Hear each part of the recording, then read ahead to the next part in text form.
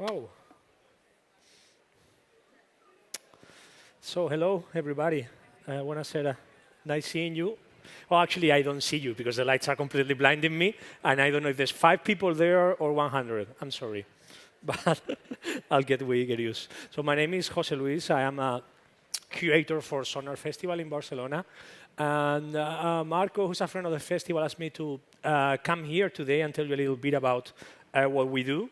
But I completely and definitely didn't want to come and pitch us and tell you how amazing our event is.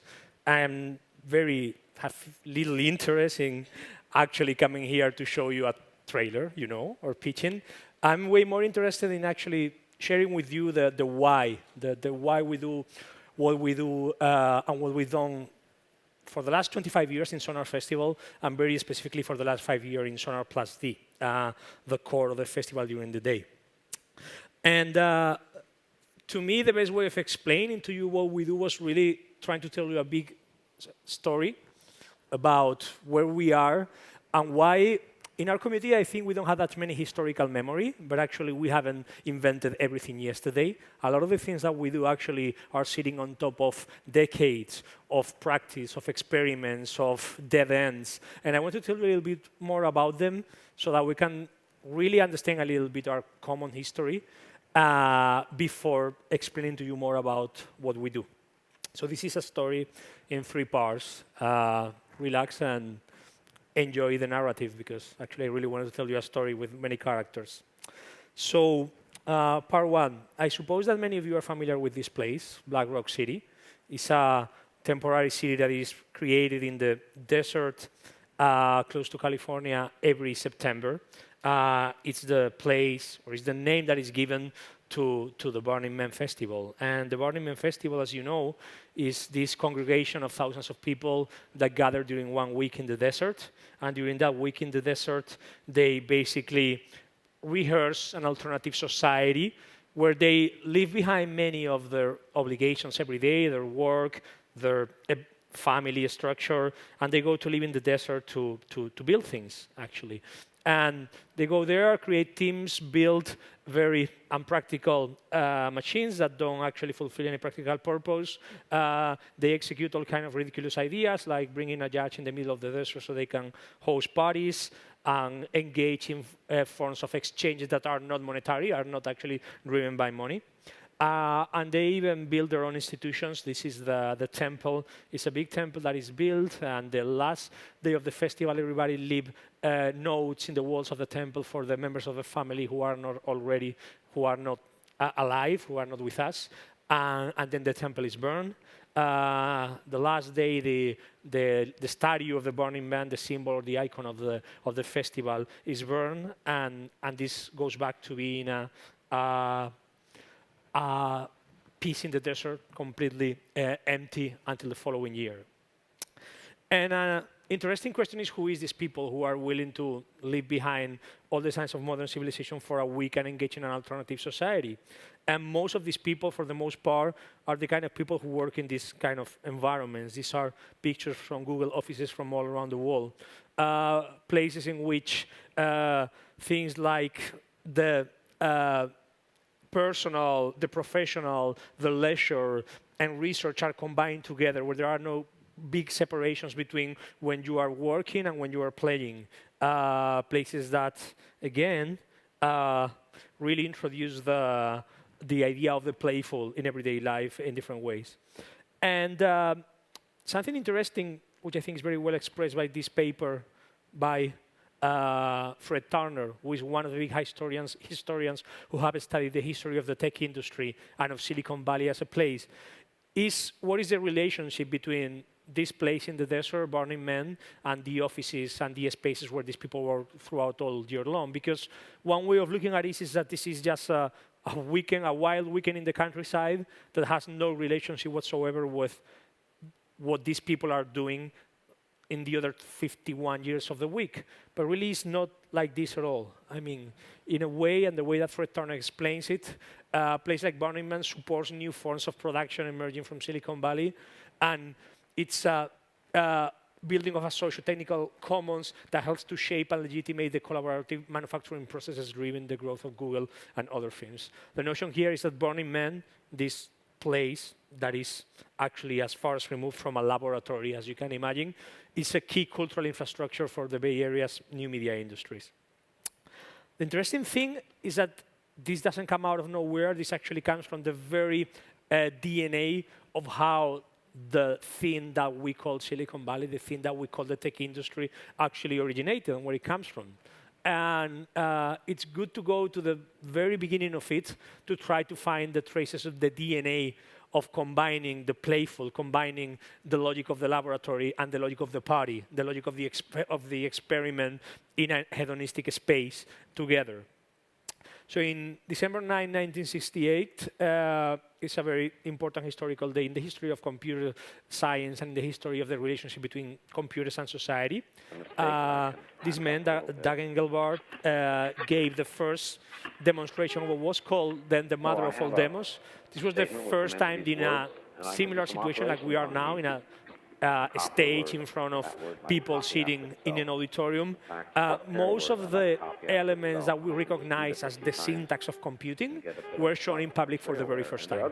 This was the very first time that things like a mouse, icons, folding menus, copying and pasting were shown in public, and in a way showing what would be the syntax or the main elements of what computing and the human-computer interface would end up doing. An interesting story is how was this demo shaped, how did it actually come to take place, and who was actually behind it, who was holding the camera in this video that you're seeing right now. The person holding the camera was this man, Stuart Brand, who's one of the most fascinating personalities in the history of digital culture. He was one of these people, the Merry Pranksters, one of the key collectives in California's counterculture in the 60s, who were running around in this crazy bus, experimenting with LSD, organizing parties. He was actually a music festival promoter also. He was a promoter of the Trips Festival, the first music festival in which music performances on stage were augmented with technology. It was really the beginning of what we now understand of a live audiovisual show where music is augmented by visuals, by light, by lasers, by all kinds of techniques that produce a new form of performance that takes the music one step further behind. In the culture of the 60s in California, actually, probably the most important contribution or most recognized contribution of Stuart Brand to that history started with this. This button was kind of the symbol of a campaign he launched in a moment where there was the rumor that NASA had already pictures of the Earth, but these pictures had still never have been released. It's actually quite amazing to think that in the mid-60s, we still hadn't seen a picture of the planet. And Stuart Brand was pushing for this campaign for NASA to release a picture of the Earth because he thought this symbol would be really an image that would help to develop a planetary global conscience and to create a symbol of unity for peace from people from very different parts of the world and social classes. When this picture was finally released, he put it in the cover of the first number of the Whole Earth Catalog, the publication he started, and which is really the first magazine, the first publication of what we would call digital culture, and also what we would call maker culture today. Interestingly, the Whole Earth Catalog was not just made up of articles, it actually was a how-to manual. It was a manual of tactics, tools, and strategies to developing new forms of living and creating new forms of community. This was important in this moment, which was an important moment of radical experimentation with forms of living in California during the counterculture, at least for two communities. One of the who were the readers of the Whole Earth Catalog. Well, one of the communities that this was addressed to was all the people who were leaving the cities and going to the countryside to set up alternative communes in the desert. What was actually the big commune movement of people leaving the cities and starting from scratch new communities where they would rehearse new forms of family units, new forms of coexistence, where they wanted to leave behind the top-down bureaucratic values of the society that had arisen out of the 50s. And the people living in these communities, actually, this is a very interesting story. It didn't end well. Most of them didn't last for more than 3 years. But it was the biggest migration in recent history of people leaving the cities and going back to the countryside, which is very interesting. The other people who were the readers of the whole Earth catalog, who actually had a full collection of it and would look at it as an inspiration, were these people, the people working in the first computer science laboratories and research centers that were being set up in California and around Stanford University, like this one, Xerox PARC, which is a place where engineers would start to think about how computers were actually a tool that was not only a tool for making more efficient bureaucratic and administrative processes, was not only a tool for technocracy, but also could be a tool for experimentation and self-expression. And actually, if you think that this image has more than 50 years, in a company in the 60s, this is not at all how a meeting would usually have looked like. And for us today, this is actually kind of normal because we tend to understand that these are the values of specific communities. But this was not at all the perception of computers and the emerging computer industry at that moment in time. It was more like this. I mean, this was what came to the mind of people when they thought computers. It was about efficiency. It was about top-down bureaucratic control. It definitely had nothing to do with the values of self-expression and personal autonomy. In the early 70s, communities started being created that were trying to make a very strong case of releasing computers from the hand of companies, from the top-down hands of bureaucratic control, and putting them in the hands of the people. The People Computers Company was the first collective of people making this connection very expressively and saying, like they say in the first number of this magazine they released, computers are mostly used against people instead of for people. Time to change, all that. They're used to control people instead of to freedom. We need a people's computer company. And this was the first time that those two words, people and computer, personal computer, appeared together for the first time, which is obviously where the DNA that actually led to the notion that people could have computers of their own for personal expression arrived to people like Steve Jobs and Steve Wozniak, and entered the garage, produced the first personal computer, and the rest is history. So the point that I'm trying to make here actually is the personal computer and the notion of the personal computer as a tool for autonomy and self-expression was not simply a technological innovation. It was not just something that was driven by technology. It was a cultural transformation. It was a cultural revolution. And what created that cultural revolution was the relationship, the emerging relationship between two communities, the scientific and tech community gathering in the first research institutions in California, and the counterculture movement that was taking the culture of the time by storm at that same moment in those same places. When Steve Jobs left Apple to start Next and then came back to Apple again, his first campaign after he had come back was this famous campaign when he used great icons of culture to identify why this company was different to the rest of computer companies.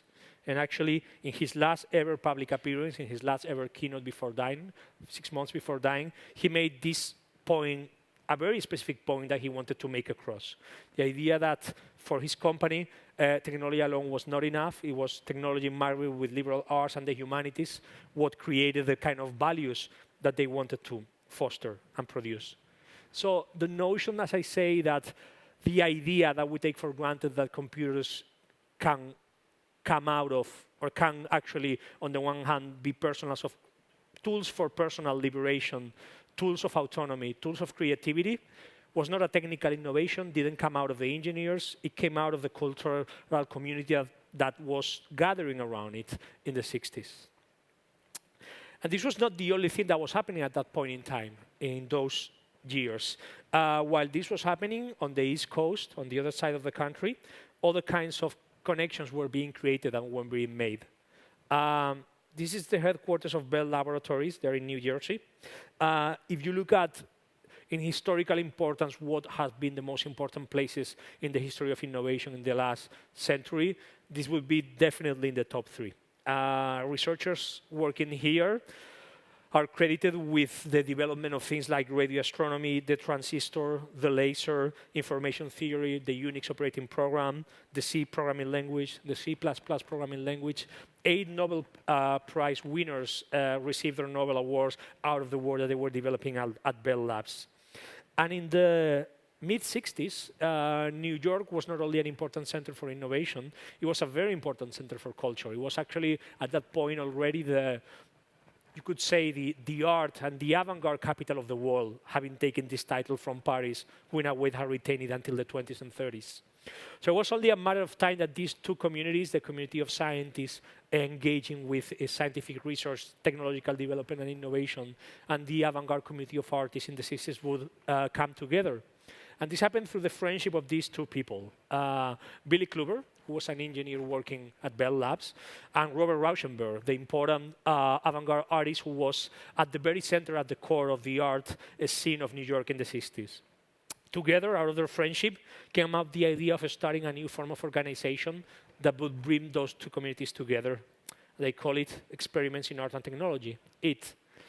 And what Experiments in Art and Technology did was really starting to, in a way, produce the notion or the idea that has become very important today, that artists are also researchers, that artists produce a different kind of research that actually combined with other forms of researchers can produce results and outcomes that would never have happened if they had not been there, and that actually they can make very important contributions to the way that we think about new tools, new technologies. So a brief history of Experiments in Art and Technology would include the most famous project that they ever did, 9 evenings, which was, as they call it, 9 nights of theater and engineering, where for 9 nights in the Armory in New York, research departments and engineers from Bell Labs collaborated with artists in the New York avant-garde scene to produce new projects using technologies, emerging technologies coming out of Bell Labs, who still hadn't necessarily reached the general population, who hadn't never been seen in public. This is, for instance, the project that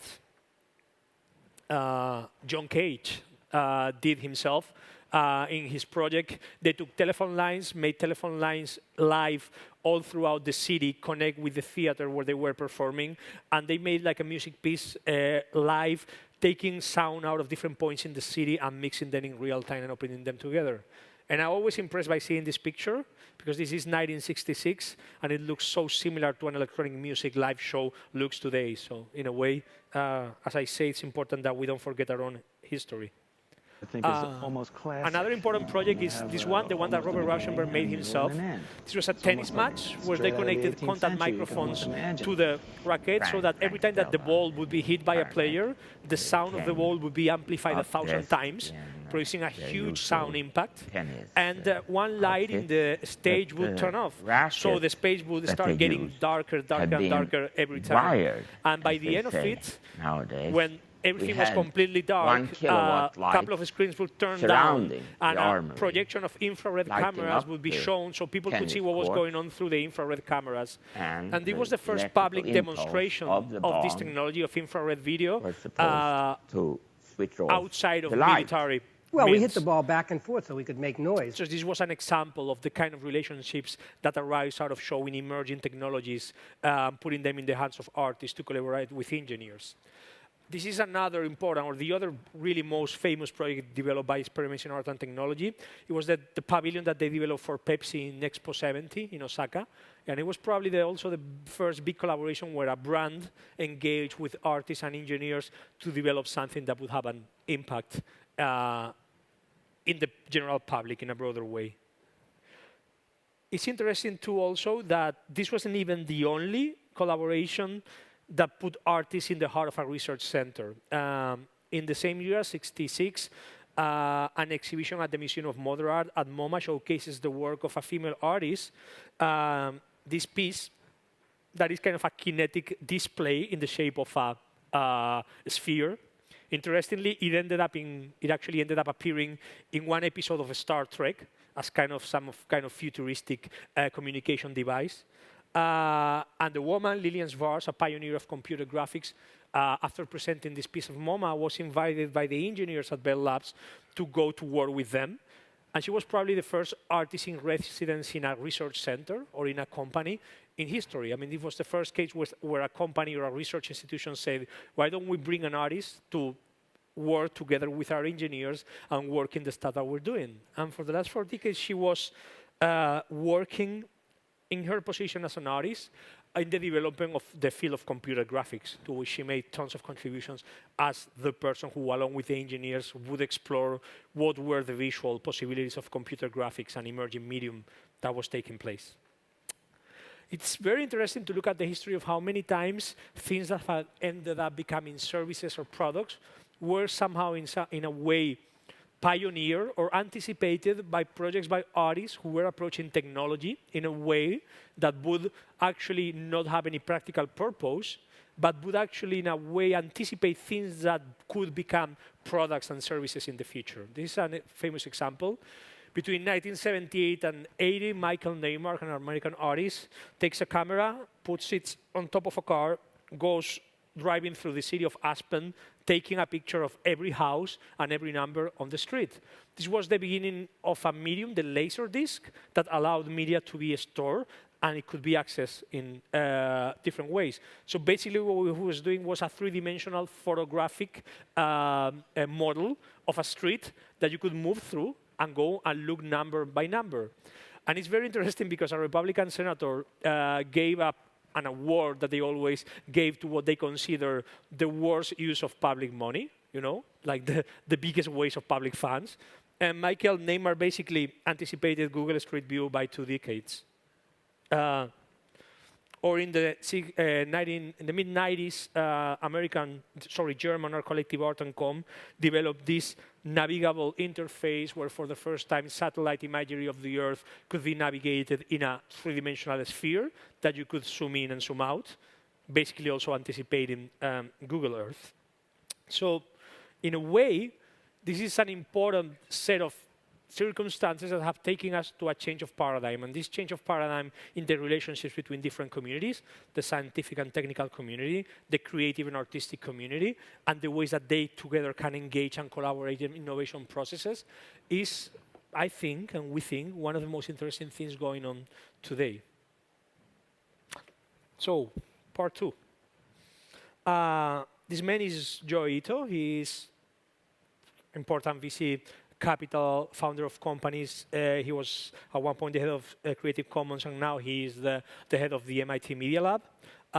This is Neri Oxman. She's one of the pioneers of 3D printing, and actually, she's, I think, one of the most sophisticated designers developing things with 3D printing today. She's also a teacher at the MIT Media Lab. And they are two of the biggest proponents of a notion or a concept that I think is very useful to understand where we are today, which is the notion of the anti-disciplinary. And the idea behind the anti-disciplinary basically is understanding that the traditional structuring that we've made of the spaces where creativity and research take place as 4 different domains, and making a simple abstraction, those being science, art, engineering, or design, as 4 completely different dominions with different forms of expertise, is not necessarily the most interesting way to explain reality today. And that's why I think that we need a different word that is not interdisciplinary, that is not scientists working with artists or scientists working with engineers, but the notion of what happens when there is people today who have problems identifying as either artists or engineers, and identifying that the output of the research might have value as aesthetic practice, or might have value as actually producing valuable technology, or can be a spin-off and turn into a product, or have applications to people outside of their fields. Trying to investigate and think about how these 4 domains of creativity can inform one another. How can we structure institutions and spaces for research when one and another are not necessarily split anymore, but can benefit from each other, is one of the important challenges that we have today. And I really think that we are starting to see enough examples, institutional models, and forms of practice that sort of define that the world of today, it's a direct, in a way, it has shown what the pioneers 50 years ago in experiments in art and technology, in the combination of the counterculture and the early culture in Silicon Valley were anticipating, that these new forms of informing both communities together would create a new paradigm for the production of knowledge. So I wanted to give you some examples. First of all, I'd like to go like technologies of the anti-disciplinary, forms in which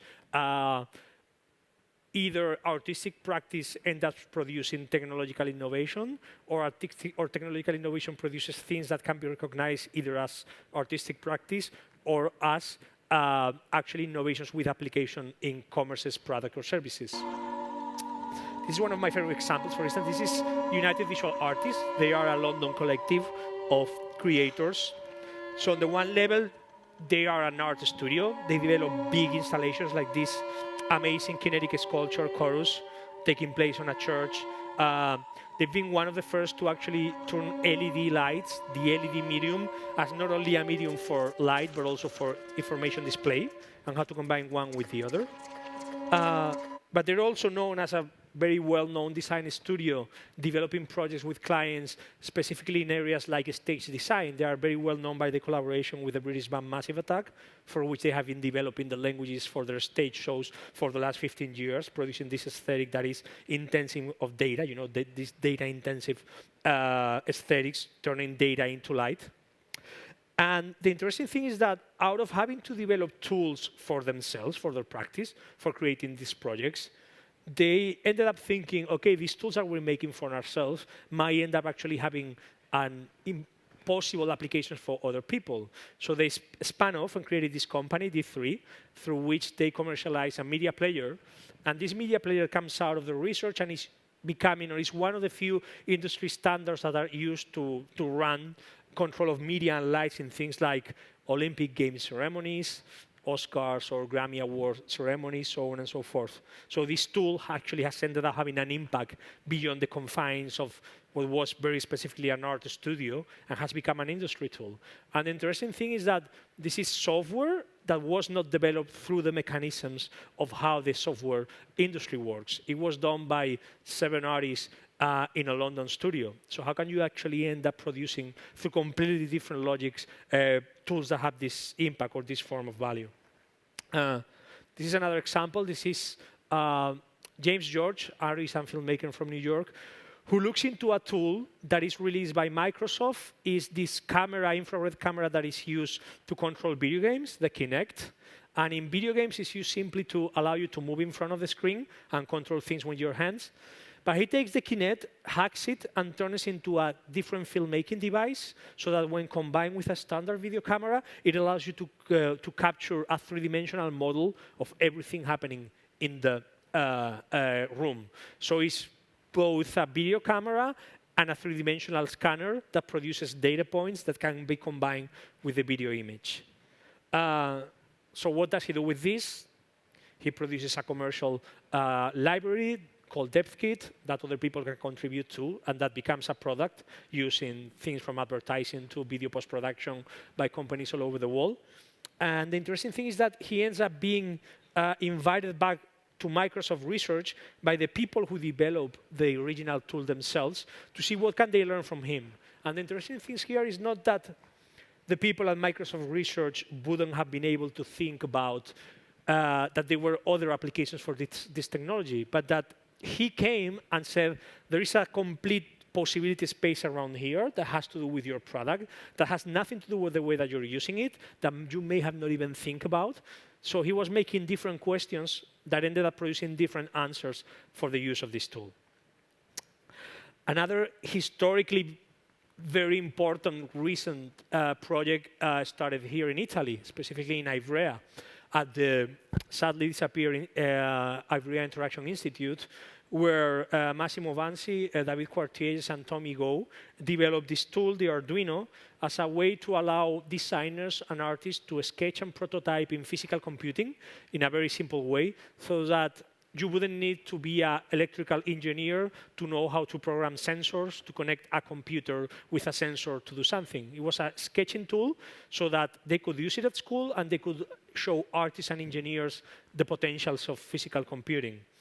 And to me, the interesting thing here is that actually Arduino has ended up transcending the art and design communities, and it has become a prototyping and a sketch tool and one of the essential tools for the Internet of Things in many, many other spaces. So here is an example of the art and design community producing value for other communities outside of it. And something interesting here is that Arduino was possible because it was built on another tool made by artists, the processing programming language, which was a language developed so that the students in art and design schools would understand the principles of graphical programming without having to become full-on computer programmers themselves. And it also made possible other tools created by the art community, like open frameworks used today for many visual applications. So this is the history of the art community, giving themselves the tools and creating the tools instead of using the tools that the computer industry had created for them. All over the world, we are seeing the production of new environments and new spaces where the art community and the tech community and the entrepreneurial community, the business community, can gather together and mix together. This is 7 on 7. It's a hackathon that is developed every year, takes place every year at the New Museum in New York. And their model is gathering artists, important artists in the contemporary art scene world, and founders of tech companies or startups to work together for 24 hours and come up with the idea to do something different with their projects. So for instance, this was a collaboration between Trevor Paglen, one of the most interesting artists working today, looking specifically at questions of surveillance and the surveillance state, working with Mike Krieger, the founder of Instagram, to develop something together. Out of this idea came out the creation of this space, New Inc., which is the first incubator that is not linked to a business community, but actually is the first incubator that is linked to a museum. Is the incubator linked to the New Museum in New York. And the interesting thing here is actually that the residents in a place like New Inc. are people who are not very sure about whether they are artists or they are developers of tools.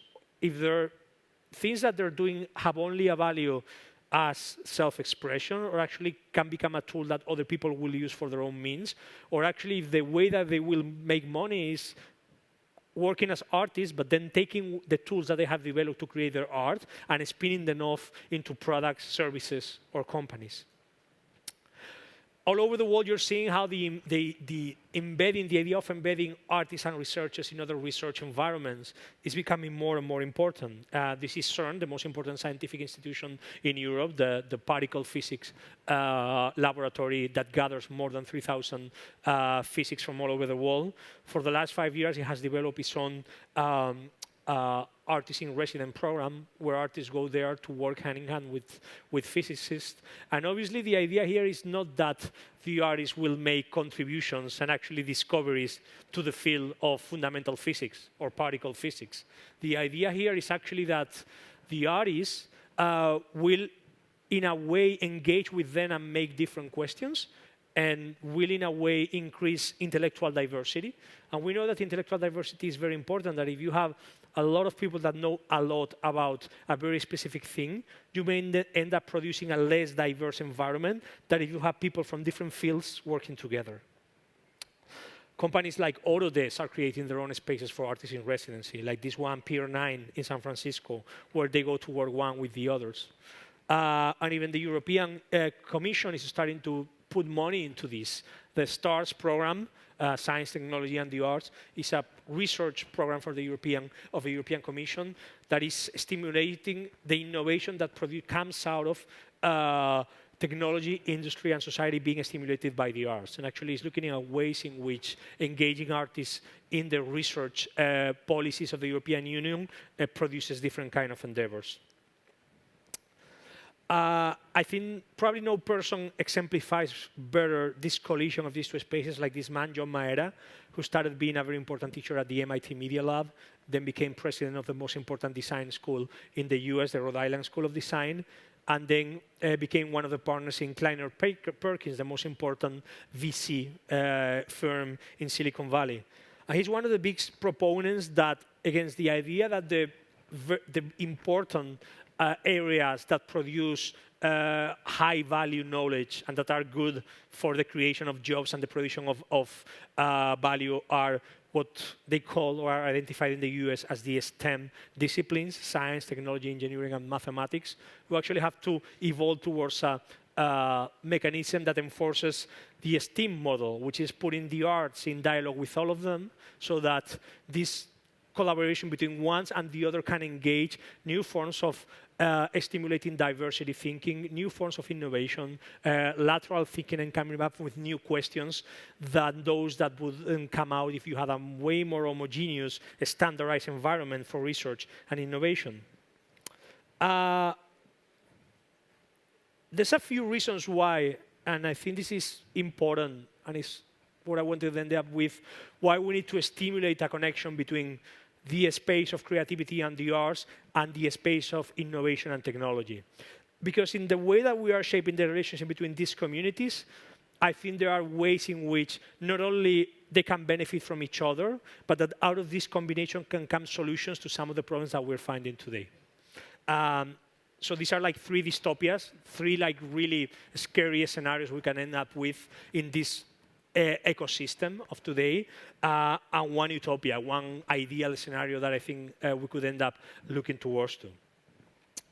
This is like a really strange place, like a really ridiculous place. This is the Geneva Freeport in Switzerland.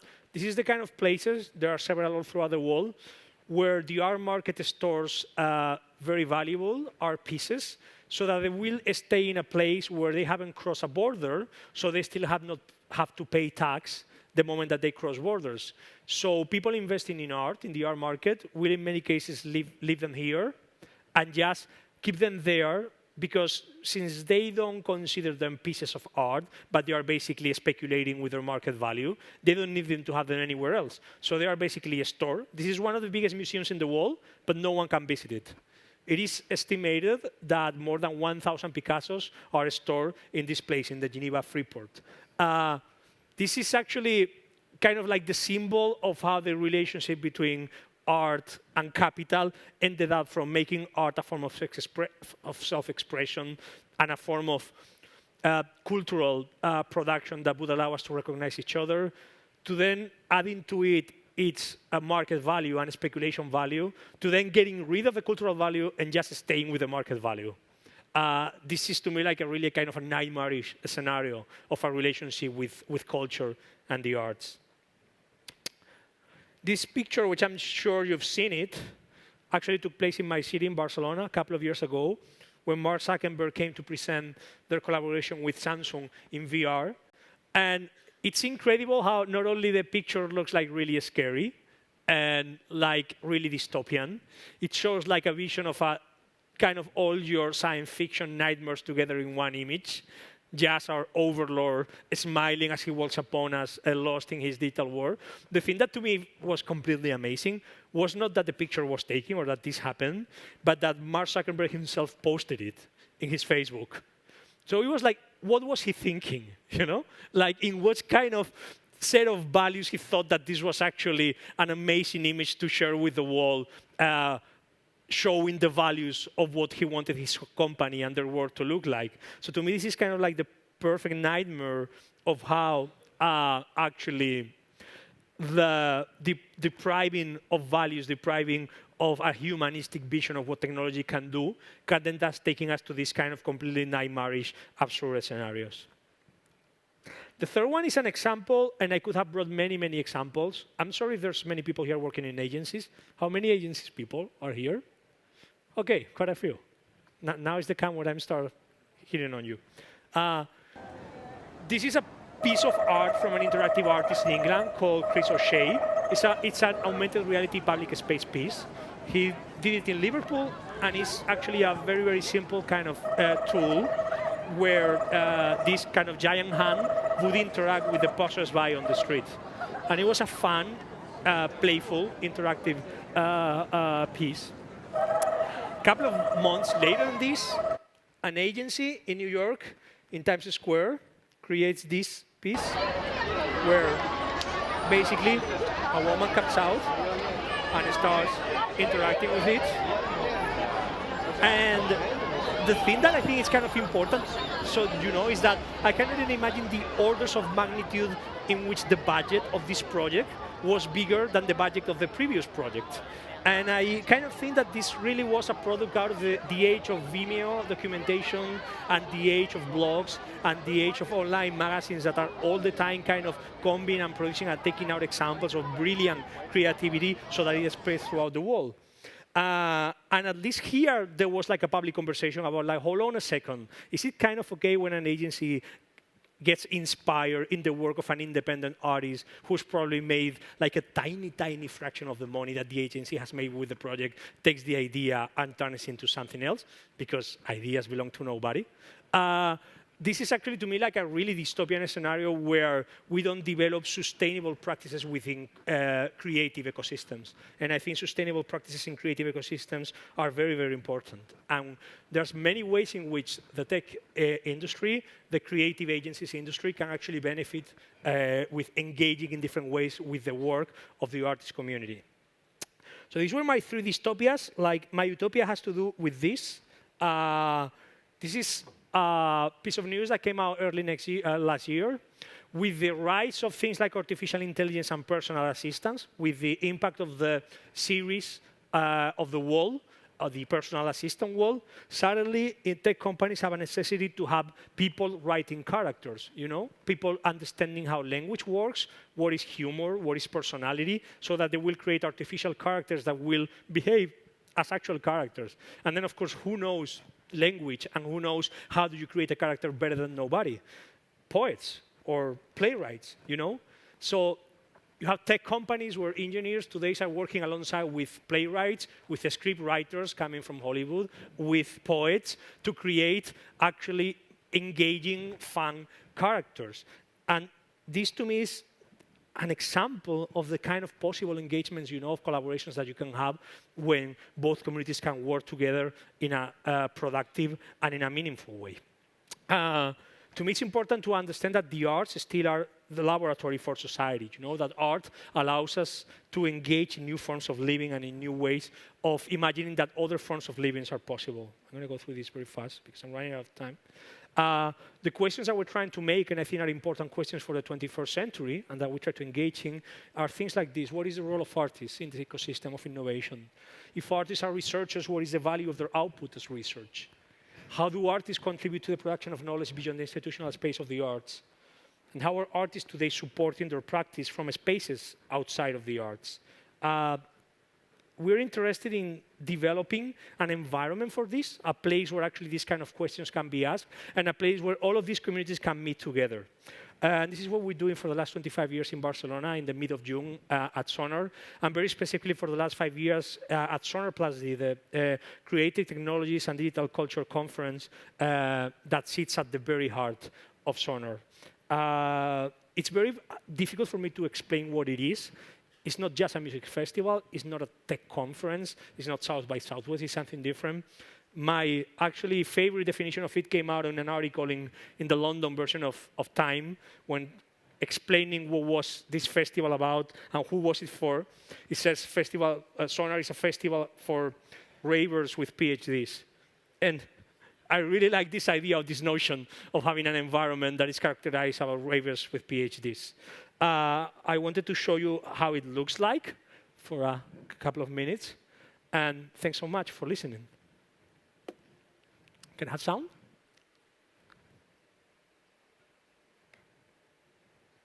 Do we have sound from the video?